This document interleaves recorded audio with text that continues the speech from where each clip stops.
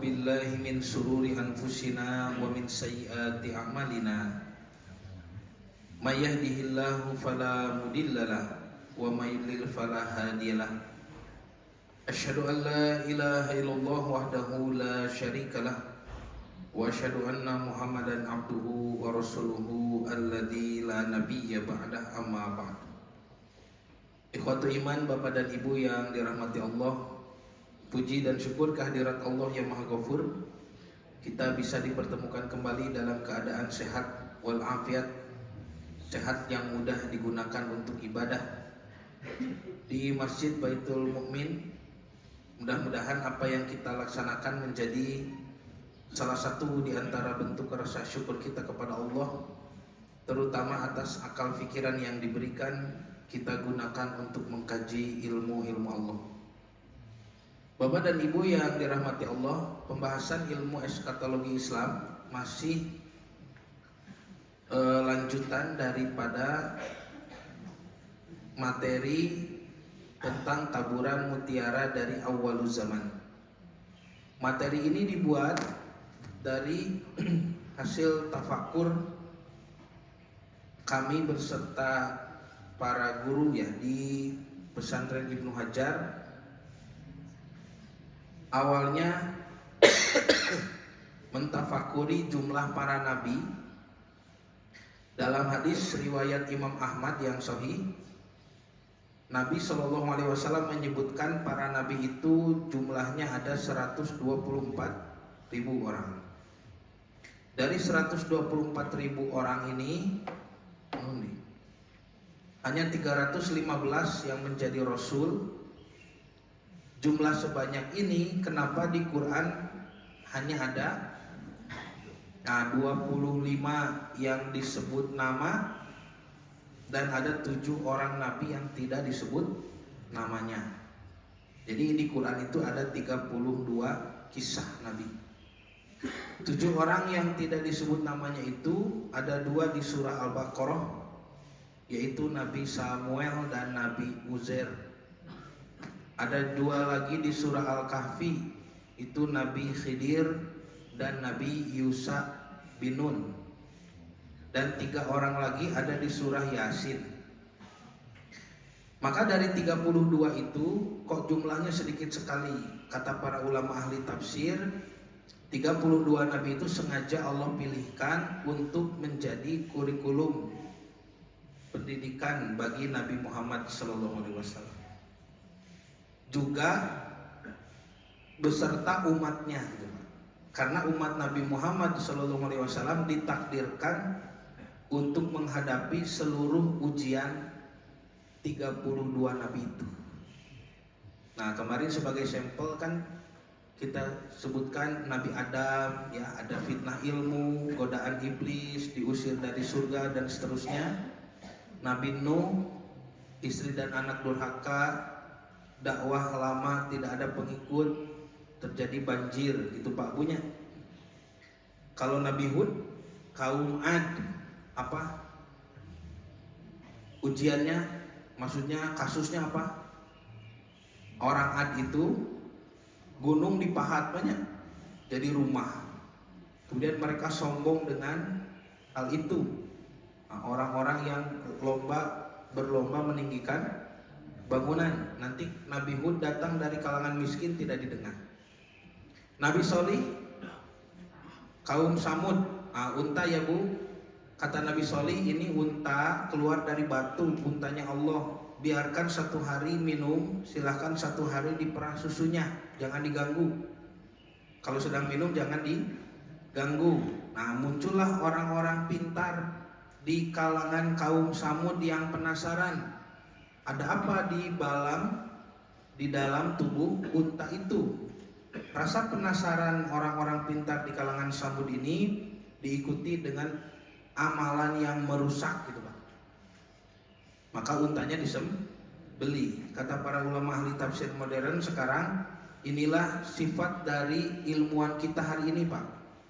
Orang penasaran sama biologi, sama rekayasa genetika kepada makhluk-makhluk Allah, tapi dengan cara yang merusak. Lihat hari ini buah kita rusak, sayuran kita rusak, ternak kita rusak, bahkan tanah kita rusak. Kalau dulu orang bilang tanah kita tanah surga, sekarang orang bilang tanah kita pestisida. Nabi Ibrahim itu ujiannya apa? Banyak ya. Yang terbesar adalah Raja Dolim. Ada pemimpin dolim Pak di kita? Wah, mual hese milari banyak. Fitnah ilmu, ya. Ibrahim mencari apa? Fitnah ilmunya Pak. Fitnah ilmu Adam dengan fitnah ilmu Ibrahim beda. Nanti fitnah ilmu Nabi Musa juga beda. Kalau Ibrahim mencari Tuhan dengan pengkajian secara empirik. Empirik itu pengalaman panca indera gitu Pak. Ibrahim lihat bintang gitu kan.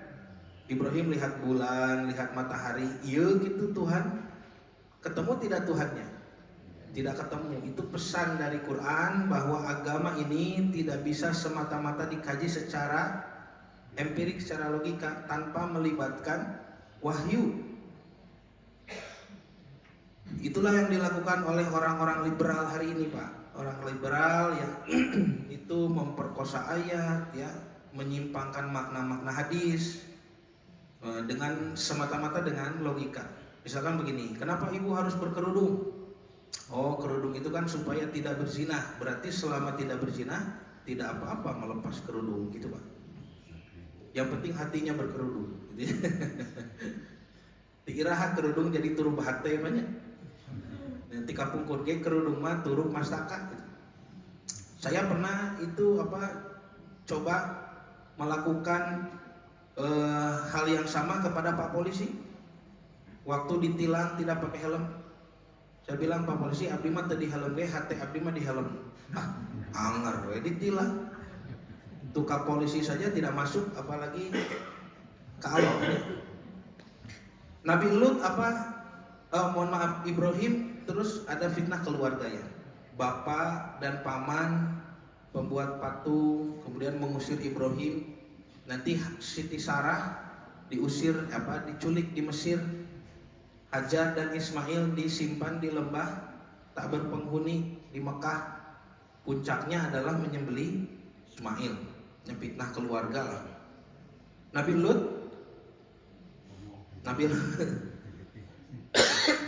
Lut di kampung Sadum, ini keponakannya Nabi Ibrahim, ikut perjalanan Nabi Ibrahim dari Babylon ke Palestina, tapi di tengah jalan dapat tugas terpisah ya, belok ke kampung Sadum untuk berdakwah. Jadi Nabi Lut fitnahnya satu saja, LGBT. Coba di kita ada LGBT? Wah.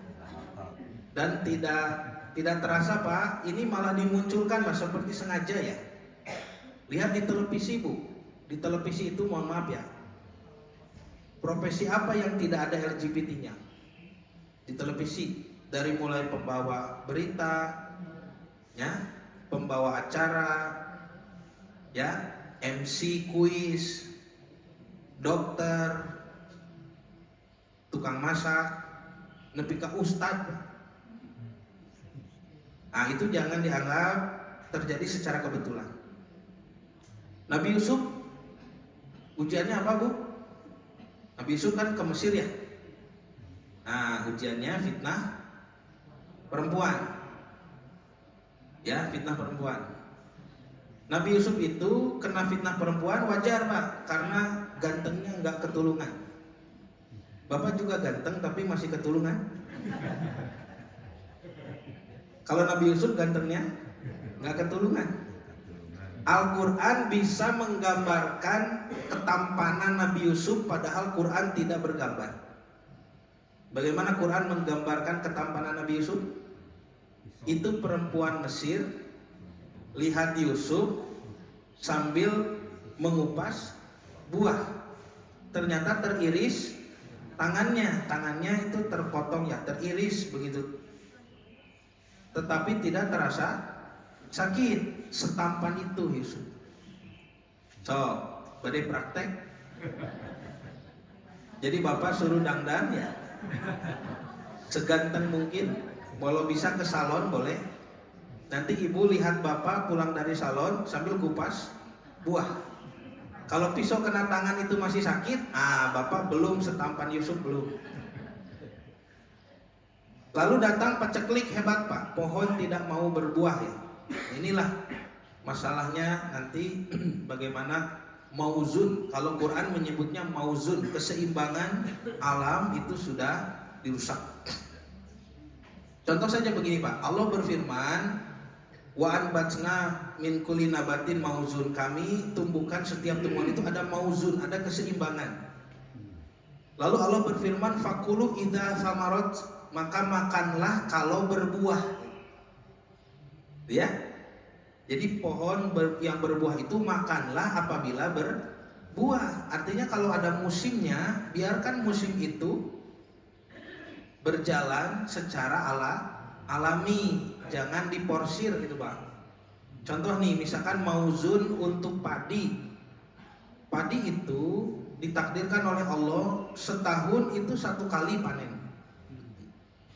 Begitu kan? 1 kali panen. Nanti silahkan tanya ke petani banyak. Sekarang setahun bisa berapa kali? Nah, itulah diporsir kan Pak. Akhirnya kualitas padinya menurun, rusak, padinya rusak, kemudian tanahnya juga rusak. Nah, itu sudah kerusakan Pak, kedoliman. Nabi Syuaib itu apa? Di kampung Madian. Nah, Nabi Syuaib di Madian itu kalau belanja, kalau berjual beli, mereka curang dalam timbangan. Dan itu sudah jadi akhlak seluruh orang Madian. Terus jantan sistem Pak. Itu kecurangan ekonomi yang sudah menjadi sistem. Dan Nabi Syuaib berjihad, berjuang melawan itu. Ada di kita kecurangan ekonomi?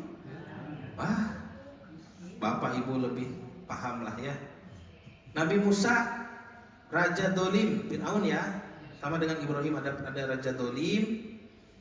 Musa juga terkena fitnah ilmu.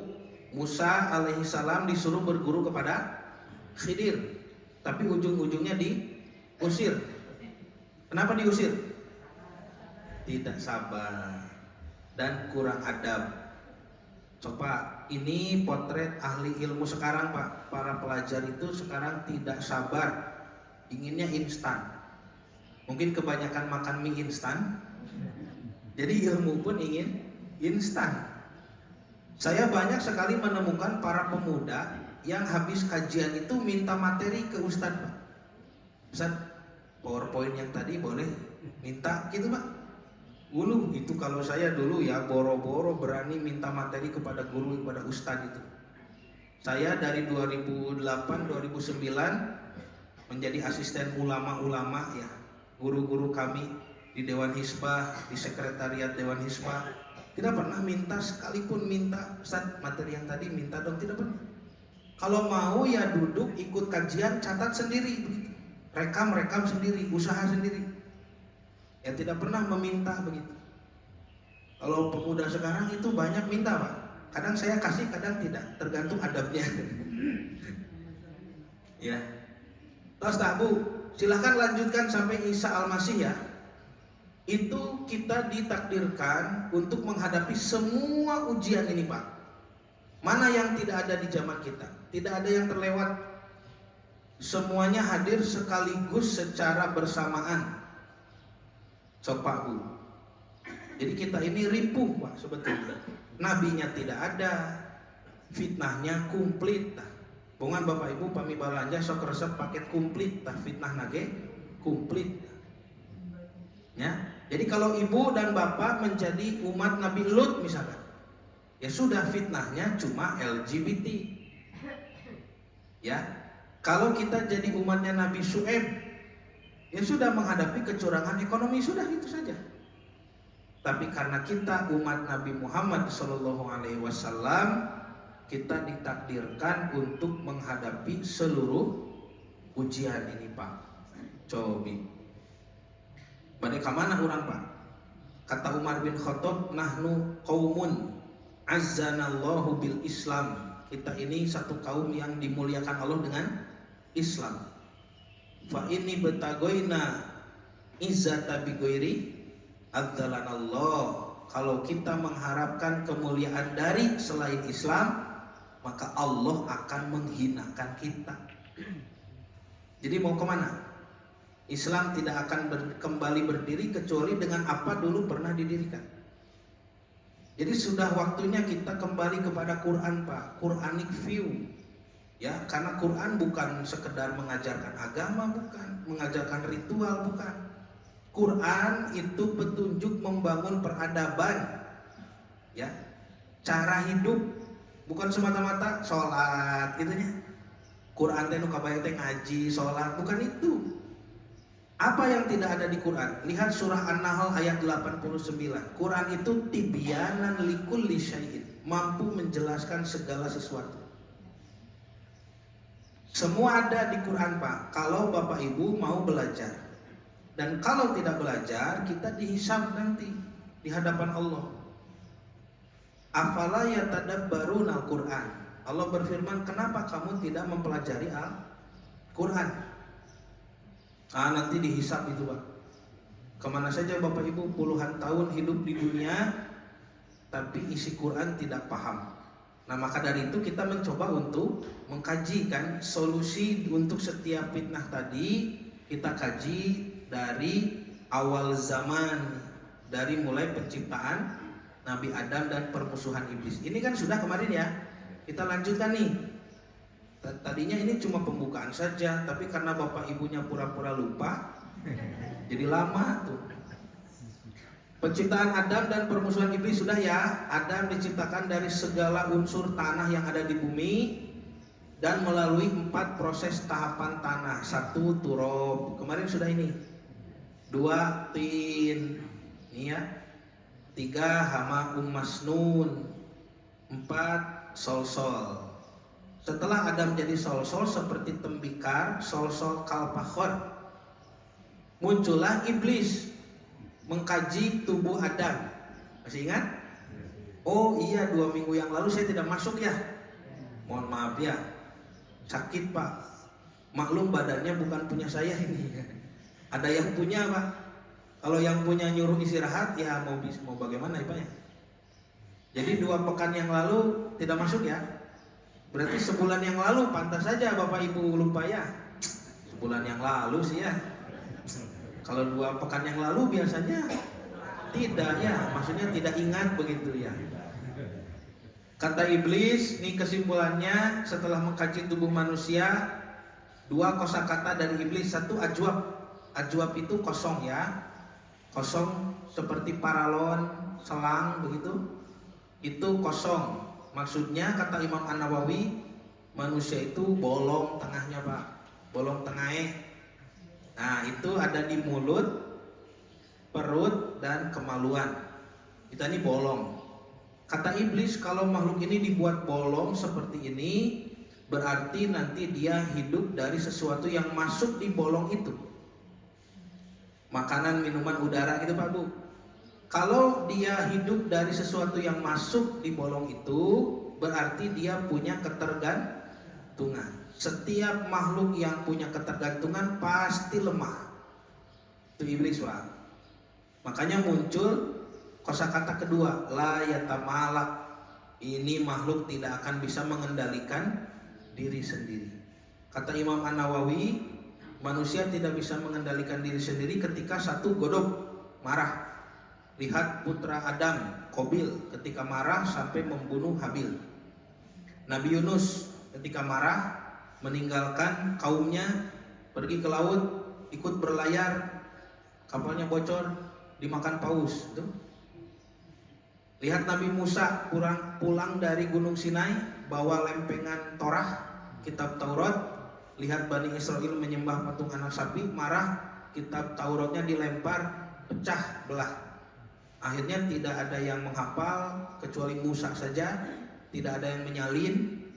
Dan Taurat itu pernah hilang Pak. Ketika Musa wafat, Nabi Yusha bin Nun yang hafal ketika Yusha bin Nun wafat, ya itu hilang, pernah hilang. Bahkan di zaman Nabi Daud tidak ada kitab Taurat. Taurat baru ditulis lagi itu oleh Nabi Uzair. Makanya Uzair disebut Ibnullah oleh orang Yahudi ya, wa na'udzubillah, disebut anak Allah. Itu marah Pak. Jadi karena marah kacau semuanya. Dan yang kedua kata Imam An-Nawawi ketika berhadapan dengan syahwat. Sudah ya. Nah ini syahwat jelas lah, perempuan, harta, keturunan, syahwat. Nabi Yusuf ketemu perempuan nih, digoda oleh Zulaikha. Perhatikan dalam surah Yusuf, Yusuf sudah hampir tergoda. Allah berfirman, A'udzubillahi minasyaitonirrajim, fahammat alaihi wa hamma 'alaiha. Perempuan itu bermaksud kepada Yusuf dan Yusuf pun bermaksud kepadanya. Kalaulah Allah tidak menurunkan tanda burhan sehingga Yusuf kembali ingat, makanya lari. Ketika lari itulah baju Yusuf ditarik sampai sobek, begitu ya. Nah itu syahwat. Jadi setingkat Nabi Yusuf saja tidak tahan, la yatamalak, tidak bisa mengendalikan diri. Makanya peringatan untuk berzina itu kata kerjanya apa? La taqrabu, jangan mendekat. Karena kalau mendekat, la yatamalak, tidak bisa mengendalikan diri. Makanya jangan menertawakan orang lain yang terjerumus kepada dosa itu, karena kita pun pasti begitu. Nah ini fitrah penciptaan Pak, fitrah manusia itu begitu. Jangan menertawakan orang yang terjerumus pada kasus apa yang berhubungan dengan syahwat, sampai kita bicarakan seolah-olah membicarakan penjahat. Jangan, kenapa? Kita pun begitu. Kalau kita terjebak di situasi seperti Yusuf, ya sudah habis itu. Ya, apalagi kan kalau sama Bapak Allah tidak akan turunkan tanda. Ya, terjerumus saja begitu. Ini karena Nabi Yusuf diselamatkan, karena setiap nabi itu maksum, terjaga dari dosa. Kalau Bapak kan cuma minum air al-maksum, ya. Dari aqua, beki alit enos sedikit Pak al-maksumnya. Ya. Nah, sudah ya, ini Adam diciptakan, selesai digoda iblis, kita ke Hawa dulu ya Pak, supaya nyambung nanti, ada laki-laki, ada perempuan. Bapak Ibu, yang pertama harus dibahas dari penciptaan Hawa adalah perhatikan bahannya. Perhatikan bahannya berbeda. Kalau Adam kemarin bahannya apa? Tanah, jelas ya, bahannya tanah. Kalau Hawa, ibunda Hawa, bahannya Adam.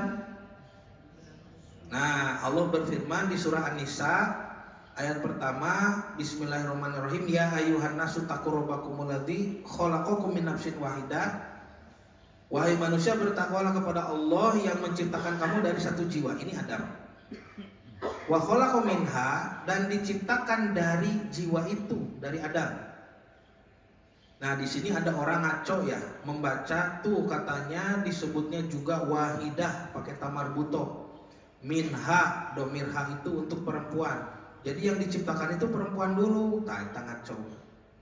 Karena tidak belajar bahasa Arab, jadi tidak paham kalau bentuk-bentuk mu'annas tadi, bentuk perempuan itu bukan kembali pada orang yang pertama kali diciptakannya, tapi kembali pada kata nafas. Karena dalam gramatika bahasa Arab ada mu'annas mudzakkar, kata yang dianggap feminim dan dianggap maskulin. Nafas ini kosa kata yang dianggap feminim gitu Pak. Ini mau nafas bapak, mau nafas ibu, sama jiwa itu dianggapnya perempuan feminim gitu Pak. Seperti orang mati, orang meninggal, itu nabi mendoakan kepada mayit. Nah, mayitun itu maskulin Pak. Mayitun itu laki-laki, dianggap kosakata laki-laki dalam bahasa Arab. Makanya doanya itu Allahumma gfir lahu warhamhu wa'afihi wa'fu anhu. Itu yang meninggal mau laki-laki mau perempuan doanya sama. Allahumma gfir lahu warhamhu, karena hu di situ kepada mayit ini. Ya, kalau di kita kan karena baru belajar bahasa Arab, kalau yang meninggal laki-laki Allahumma gfir lahu, kalau yang meninggal perempuan Allahumma gfir laha gitu. Dan naon lah. Biasa nu karek diajar Pak. Allahumma gfir lahu itu Nabi juga pakai kepada jenazah perempuan. Allahumma gfir lahu warhamu. Kenapa hu? Karena bukan yang dimaksud ibu yang mati itu, tapi mayitun ini. Mayit ya. Nah gitu. Nah jadi kita kalau ilmunya sudah sampai lebih bijak Pak. Oh jadi kalau ada yang mendoakan Allahumma gfir laha warhamah, oh maksudnya karena yang meninggal ini perempuan. Tapi kalau ada orang yang mendoakan ibu yang wafat ini Allahumma gfir lahu, itu tidak salah. Karena Nabi mendoakan itu pada mayitnya. Mayitun itu mau laki-laki atau perempuan dihukumi sebagai mudzakkar, maskulin dalam bahasa Arab. Seperti ini, nafas ini jiwa, mau jiwa laki-laki, jiwa perempuan itu dihukumi sebagai feminim, muannas dalam bahasa Arab. Makanya pakai tamar butoh, min nafsin wahidatin. Makanya disebut minha, dari jiwa itu. Padahal yang dimaksud jiwa di sini Adam, laki-laki. Tadi pahami ya? Oh ini sudah pelajaran bahasa Arab next level Pak. Ya, bukan kitab yang tipis lagi ini, sudah ke tingkat Jami'ud Durus ya, kitab yang tebal. Nah maka di sini disebutkan Bapak Ibu, zaujaha, pasangan Adam diciptakan dari Adam. Imam Ibnu Katsir menjelaskan siapa yang dimaksud pasangan Adam ini. Wahia Hawa, dia adalah Hawa alaihas salam, semoga keselamatan tercurah kepadanya. Khuliqat min dilaihi, Hawa itu diciptakan dari tulang rusuk dila. Tulang rusuk al-aisari yang sebelah kiri Pak. Min kholafihi, didudut nanti pengker gitu. Dari punggung, dari belakang diambilnya. Wahuwa na'imun, ketika Adam sedang tidur. Itu Pak. Pastaikodo, maka Adam terbangun. Faro'aha, lalu melihatnya. Nah ini siapa? Begitu ya.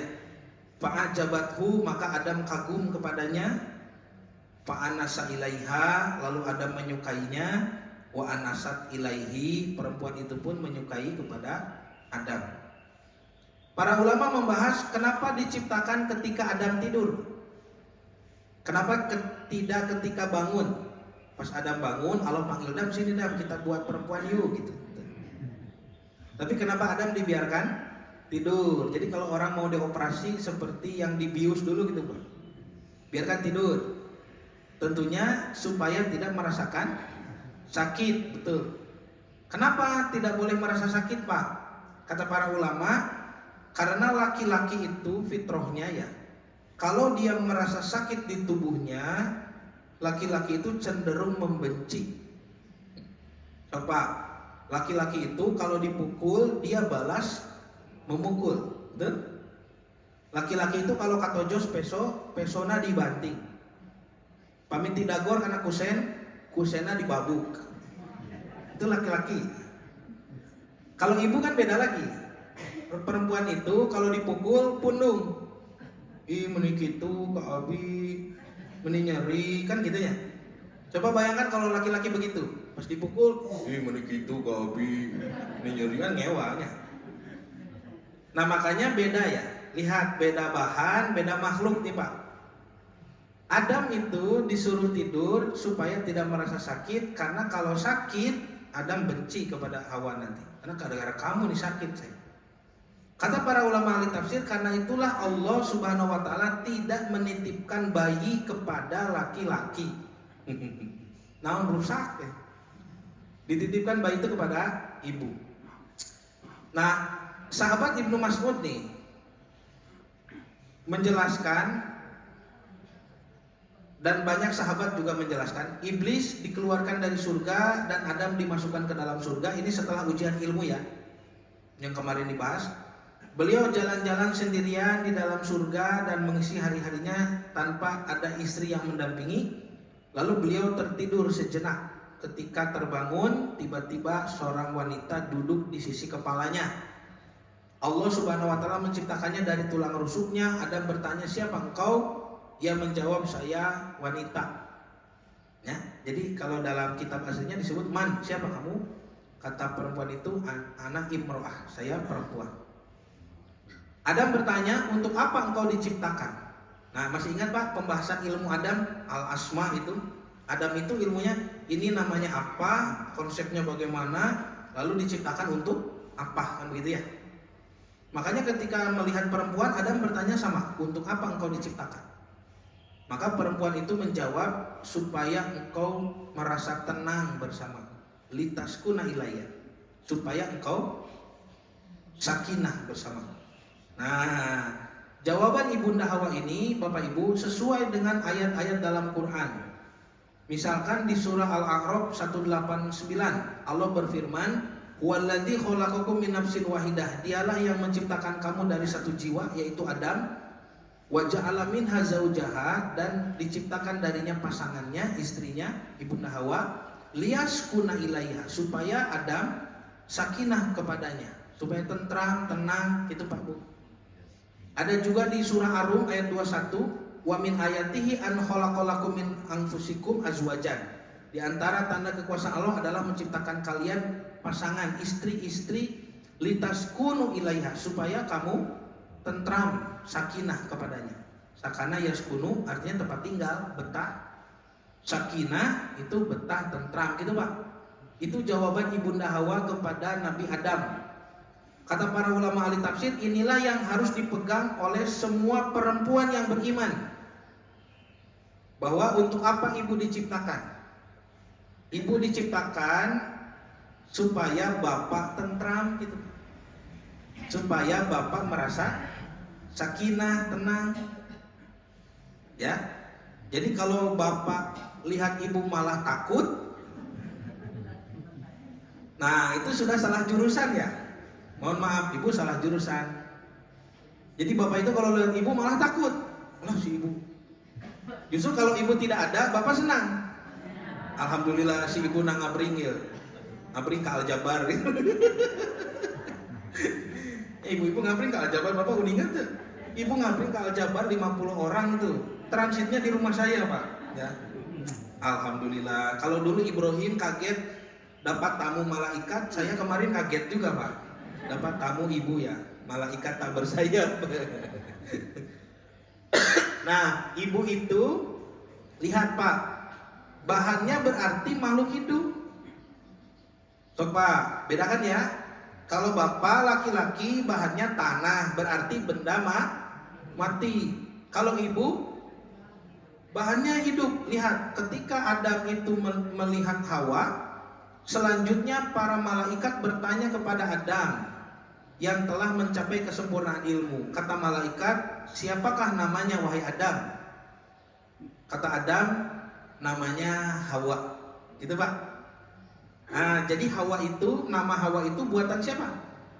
Buatan Nabi Adam.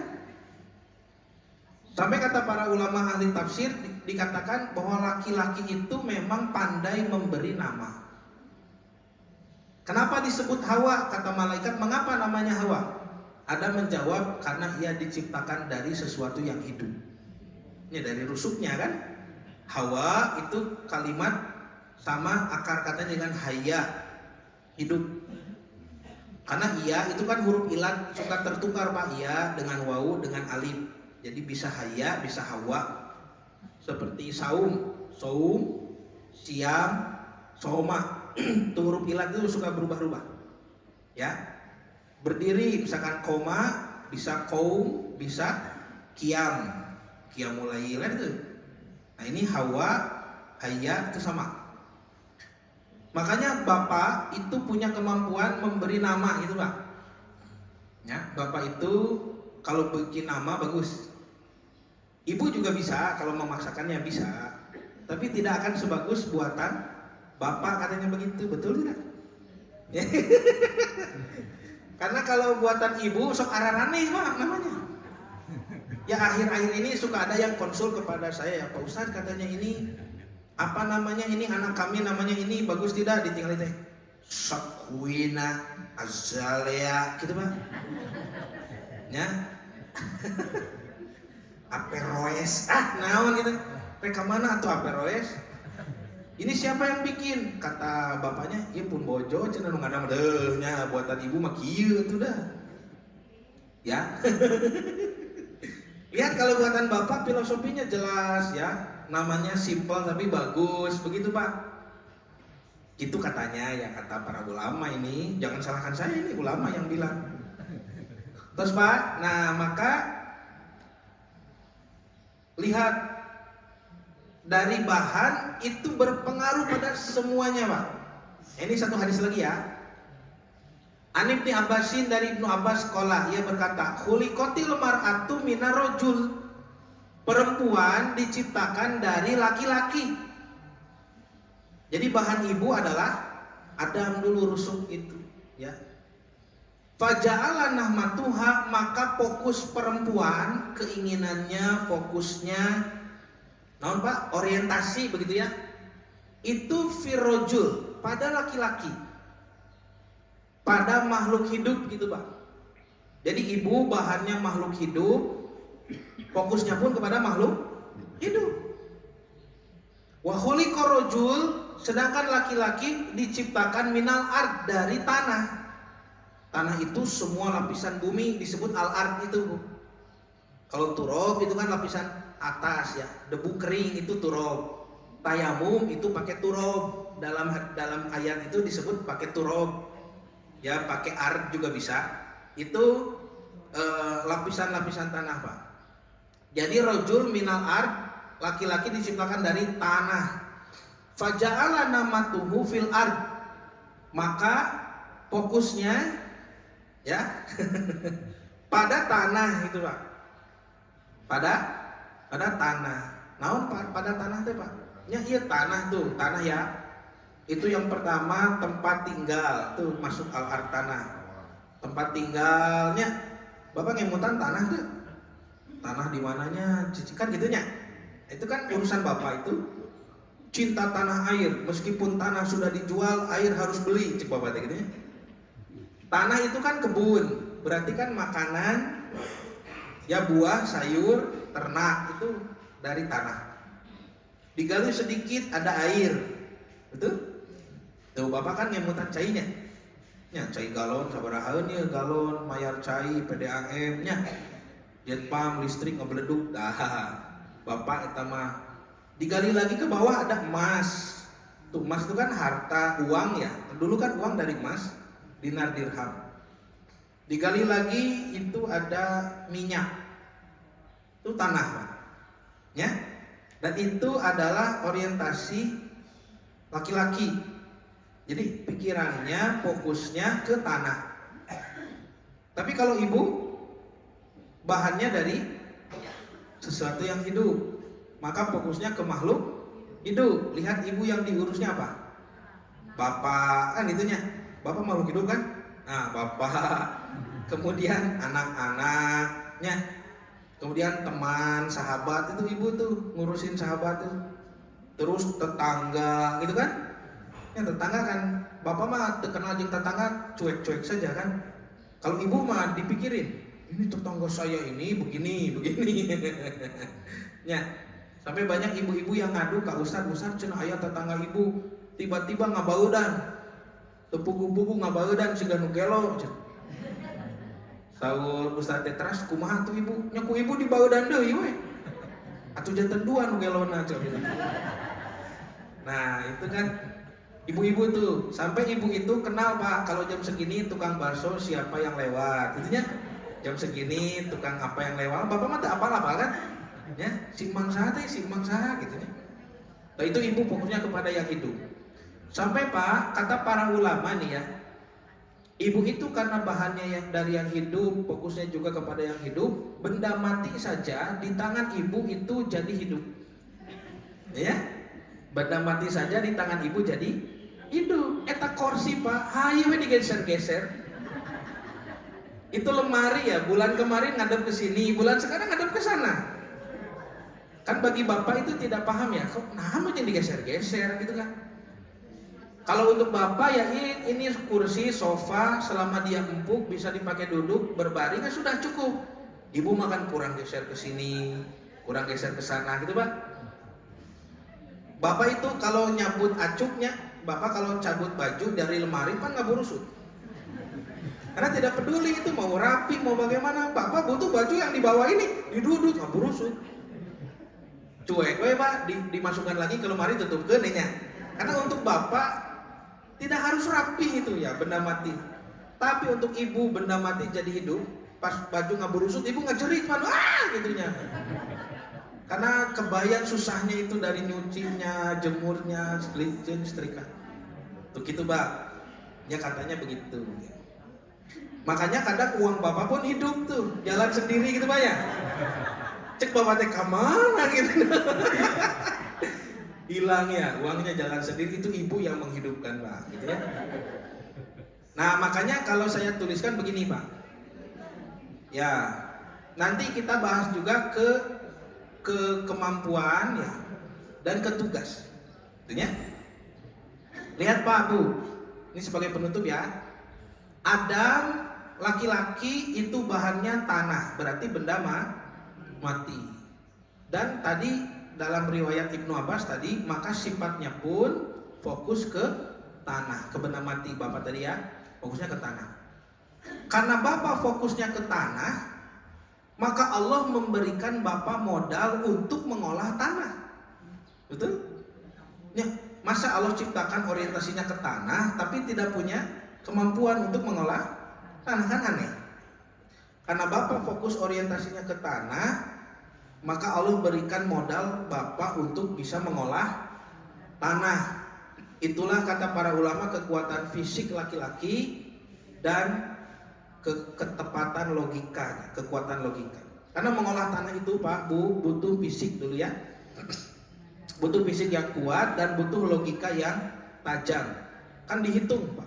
Itu gali air, gali emas, apalagi gali minyak, kan itu dihitung. Tuh ya. Itu kalau ibu beda lagi. Kalau ibu kan bahannya makhluk hidup, tulang rusuk Adam. Fokusnya pun ke makhluk hidup. Maka kemampuan ibu beda. Kemampuan ibu itu bukan kuat fisik seperti bapak, otot bukan, tapi kemampuan ibu itu kekuatan ketahanan. Ibu tuh tahan Pak. Ya. Menahan beban lama itu tahan.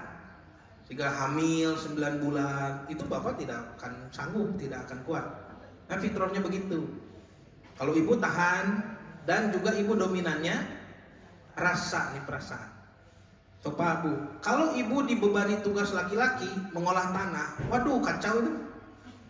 Misalkan ya kalau yang kerja di kilang minyak tuh kan itu dihitung ya. Tepat tidak Pak? Kalau mau ngebor ke bawah itu harus tepat ya. Ini sudah dikalkulasikan, ini ada minyak di sini ya, dengan biaya pengeboran segala macam kalkulasi, ada resiko sedikit Bapak ambil, itu Bapak tuh, logika. Tapi kalau ngebor minyak ku ibu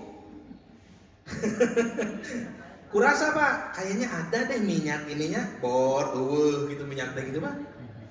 Itu kilang minyak meledak itu nanti. Nah maka Bapak laki-laki, ibu perempuan, lihat bahan beda, sifat beda, kemampuan juga beda. Makanya Allah berfirman walaisa dzakaru kal unsa, dan laki-laki tidak sama dengan perempuan. Apanya? Fitrahnya. Fitrah penciptaannya tidak sama nih Pak. Ya. Berarti mudah Pak. Di mana saja di dunia ini kalau ada peradaban yang menyamakan fitrah laki-laki dan perempuan, itu pasti peradaban sesat. Mudahnya, karena Quran jelas menyebut laki-laki perempuan itu berbeda. Apakah ada kesetaraan gender dalam Islam? Ada. Bapak ibu itu setara apanya, tapi bukan fitrah penciptaannya, bukan. Karena fitrah penciptaannya tidak sama. Ini dua makhluk yang berbeda. Jangan disamakan di fitrah penciptaan, jangan. Yang satu monyet, yang satu ikan. Sok saha nu bari monyet. Bapak monyet. Ya, kemampuannya memanjat. Ibu ikan, Pak. Ya. Kemampuannya berenang. Jangan disamakan fitrahnya. Kalau disamakan, monyet suruh berenang, ikan suruh manjat. Terlihat bodoh lah monyet dan ikan itu. Coba, jadi kesetaraan gender itu apa yang benar? Kesetaraan gender di Islam itu bukan disamakan fitrahnya, tapi disamakan kemuliaannya. Kalau bapak sukses jadi laki-laki soleh, ibu sukses jadi perempuan solehah, di mata Allah sama tidak? Sama. Mana buktinya? Buktinya nih. Ayat Siti Maryam. Maryam itu Allah berfirman, "Ya Maryam, uqnuti li rabbiki wasjudi warka'i ma'arokiin." Itu kalimat yang aneh, Pak, kata para ulama. Hei Maryam, beribadahlah untuk Tuhanmu, sujudlah kamu dan rukulah bersama rokiin. Rokiin itu laki-laki, Pak. Kenapa tidak warka'u ma'arokiat gitu, Pak? Rukulah bersama perempuan-perempuan yang ruku. Tidak. Maryam itu kan perempuan. Warka'u rukulah ma'arokiin, bersama laki-laki yang ruku. Jadi kata para ulama, ini kau aneh bahasanya ya. Kok Maryam disebut rokiin nanti dengan laki-laki yang ruku? Artinya ketika perempuan solehah dengan laki-laki yang soleh itu sejajar di mata Allah. Banyak ayat yang menjelaskan ini, Pak. Makanya Allah menyebut zawaj nanti. Itu Tosta. Berarti bapak adalah laki-laki yang diberi kelebihan logika. Ibu perempuan diberi kelebihan rasa. Karena ibu untuk mengurus makhluk hidup kan tadi. Ngurus bapak, ngurus anak, ngurus tetangga itu pakai rasa. Nah, saya baca di tulisan guru-guru kami ya, kemudian dari kitab para ulama juga ada. Itu laki-laki yang kuat logika jangan sampai kehilangan rasa. Itu penyempurnaannya. Perempuan yang kuat rasa jangan sampai kehilangan logika. Jadi contoh nih, laki-laki yang sempurna itu adalah laki-laki yang ramah. Nabi misalnya, Nabi Muhammad SAW. Siapa yang meragukan kekuatan fisik Nabi? Nabi itu kalau sedang perang, melempar tombak, itu orang di sekitarnya ikut terpental. Pernah di perang Khandaq ya, perang parit itu, yang menggali parit, itu ada batu keras tidak bisa dipecahkan oleh para sahabat. Lapor ke Nabi, kata Nabi, berikan saya palu besar. Itu oleh Nabi dipukul, Pak, sampai keluar api. Orang mengaburi cak gitu, Pak. Sampai keluar sinar api, saking kerasnya pukulan Nabi, batunya pecah. Padahal itu oleh para sahabat tidak pecah-pecah. Itu kekuatan fisik Nabi. Siapa yang meragukan kekuatan logika Nabi, ilmu Nabi? Begini saja, tolak ukurnya sederhana nih. Ketika Jibril turun di bulan Ramadan, di malam hari, Jibril alaihissalam meminta Nabi membaca semua wahyu yang sudah turun. Wahyu itu kan acak ya turunnya. Kata Jibril, Muhammad baca. Pas dibaca semua, stop. Ayat ini masuk ke surah ini. Nah, baca lagi ini, ayat ini masuk ke surah itu. Surah ini posisinya setelah surah itu setelah surah ini. Coba hafalan Nabi itu diacak-acak.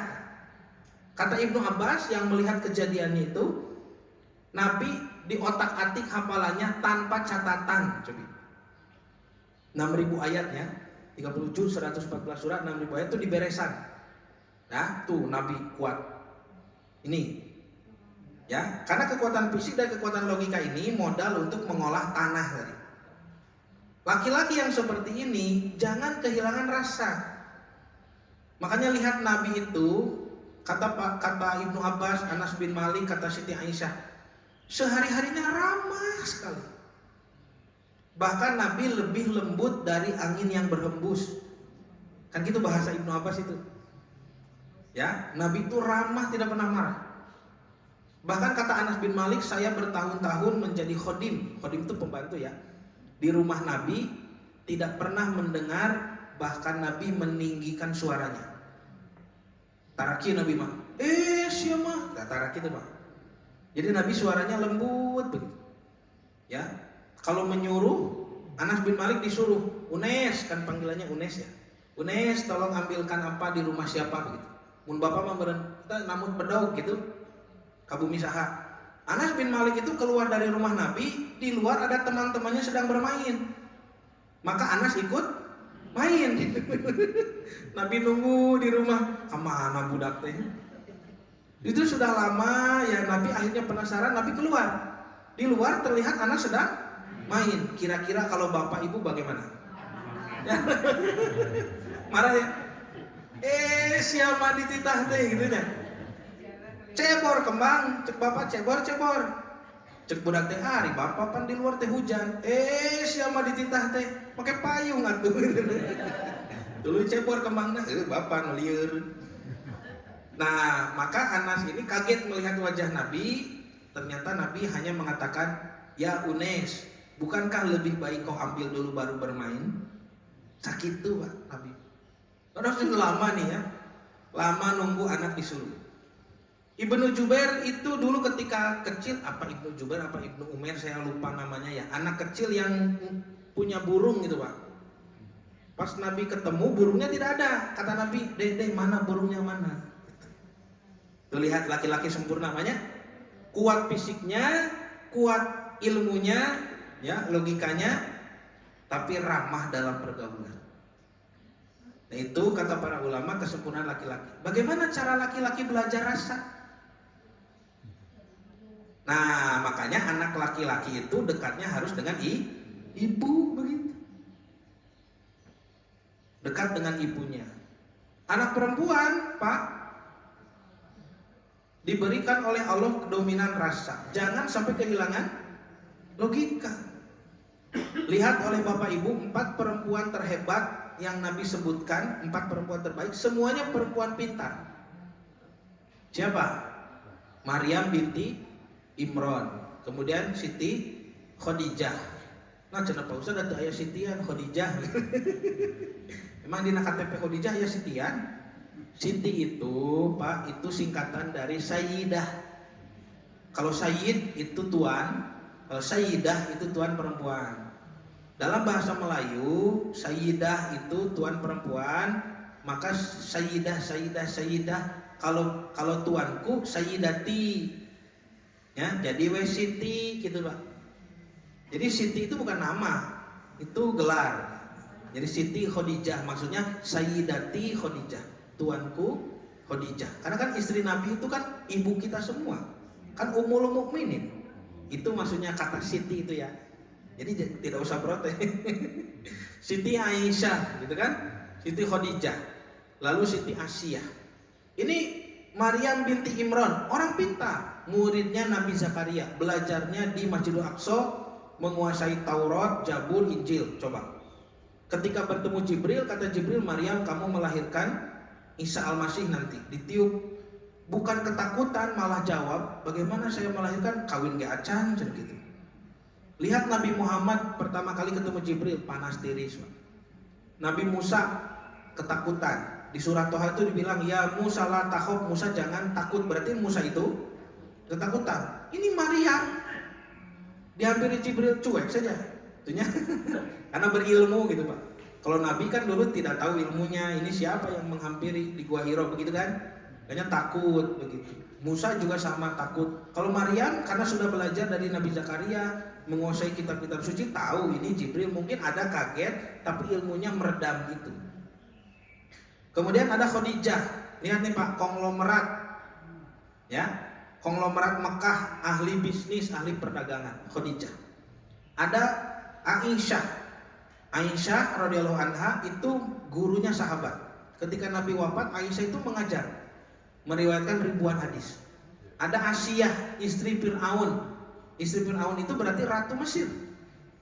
Coba lihat perempuan sempurna nih, diberikan kelebihan rasa tapi tidak melupakan logika. Karena itulah perempuan yang sempurna adalah perempuan yang cerdas. Itu Pak Bu. Makanya ibu jangan berhenti menuntut ilmu. Karena selama kita menuntut ilmu, selama itu pula kita cerdas. Tapi kalau kita berhenti menuntut ilmu, dari sejak saat itulah kita mulai jadi orang yang bodoh. Kan itu kata para ulama ya. Kapan dikatakan orang itu pintar, ahli ilmu? Selama dia menuntut ilmu. Tapi kalau dia berhenti mencukupkan ilmunya, sudah saja berhenti. Nah, dari sejak saat itulah dia jadi orang yang jahil, bodoh. Terus Pak, nah itu ya, dua makhluk yang bahannya beda, sifatnya beda, kemampuan beda, tugasnya beda nanti. Nanti masalah tugas nih panjang deh banyak. Pokoknya laki-laki tugasnya itu qawamah, menghadirkan qawamah, ya, memanage kehidupan gitu Pak. Jadi panitianya, kalau acara itu jadi panitia itu laki-laki. Nanti ibu itu menghadirkan sakinah. Nah, tugasnya saja beda. Soalnya bapak ibu adalah orang yang berbeda. Maka ketika sudah dididik nih, anak laki-laki dekat dengan ibu, belajar rasa, anak perempuan dekat dengan ayah, belajar logika gitu Pak. Nanti disempurnakan ketika mereka menikah, membangun rumah tangga. Suami istri itu saling belajar. Kan bapak melihat bagaimana ibu ya, unik ya. Kekuatan ibu tuh unik Pak ya. Kalau diperhatikan subhanallahnya kuat si ibu gitu. Ibu pun mungkin mengagumi bapak. Ya, bapak pun aya masalah naon beres jeung bapak mah gitu kan ya. Jadi ibu regreg aya bapak, bapak tenang aya ibu. Nah, itu indah sekali ya hubungan laki-laki dan perempuan. Sekian dulu ya Bapak Ibu yang bisa disampaikan. Nanti masih banyak ini pembahasan ya. Belum ada nanti perempuan. Dahsyatnya pengaruh perempuan kepada bapak. Dahsyatnya pengaruh istri kepada laki. Itu bisikan ibu bisa menjadi ledakan di hati bapak. Padahal ibu berbisik, Pak, jalan-jalan itu Pak. Waduh, itu bapak di jalan, di kantor itu kepikiran. Si ibu hayang jalan-jalan. Duit nanti mana? Jalan-jalannya kemana? Gitu. Kepikiran. Padahal ibu cuma isengnya bari ngawas wadah Pak, jalan-jalan itu Pak. Itu pengaruh bisikan perempuan Pak, jangan main-main. Lihat perempuan Mesir tuh. Ya, yang salah Zulaikha, betul? Tapi yang dipenjara siapa? Yusuf. Pak. Lihat Nabi Adam. Kenapa Adam bisa keluar dari surga? Memetik buah huli. Emang siapa yang mau petik itu? Itu Ibunda Hawa yang pertama digoda oleh iblis nanti. Itunya, makanya ibu bisikanlah yang baik-baik sama bapak. Bisikan yang baik-baik saja ya. Ya. Sekian dulu lah. Pak. Ya. Ya, nanti ada di riwayat lain lah nomor berapanya ya. Paling bawah katanya. Ya, jadi rusuk sebelah kiri paling bawah Bu. Paling bawah betul. Nomor sabaraha etang we gitunya. Ya. Baik, sekian Ibu Bapak yang bisa disampaikan. Saya tutup dengan doa Rabbana hab lana min azwajina wa dzurriyyatina qurrata a'yun waj'alna lil muttaqina imama. Rabbana la tuzigh qulubana ba'da idh hadaitana wa hab lana min ladunka rahmah innaka antal wahhab. Rabbana atina fid dunya hasanah wa fil akhirati hasanah wa qina adzabannar. Aqulu qawli hadza wa astaghfirullah li wa lakum. Wassalamualaikum warahmatullahi wabarakatuh.